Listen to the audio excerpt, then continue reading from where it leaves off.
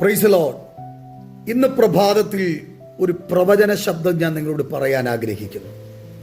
അത് ഇതാണ്. ആവർത്തന പുസ്തകം 31 അധ്യായം 8 വാക്യം.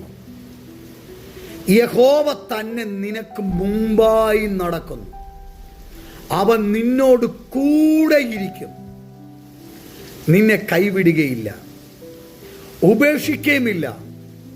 നീ പേടിക്കരുത്, ഭ്രമിക്കുകയും അരുത്. ഒന്ന്, അവൻ നിനക്ക് മുമ്പായി നടക്കും.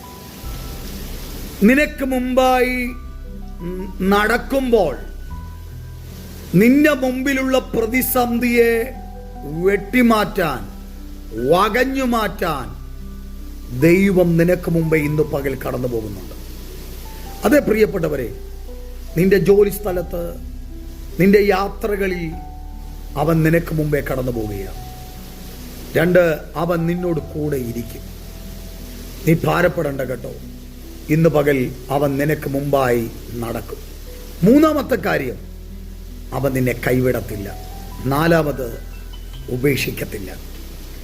അടുത്ത കാര്യം ഇതാ പറയുന്നേ, നീ പേടിക്കരുത്, ഭ്രമിക്കുകയും അരുത്.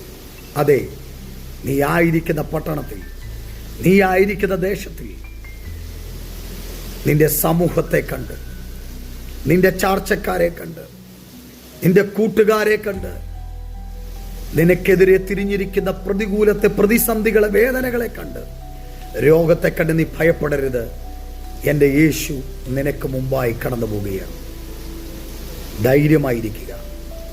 ഈ ദിവസത്തിൽ നിനക്ക് മുമ്പേ എൻ്റെ യേശു ചലിക്കും. God bless U.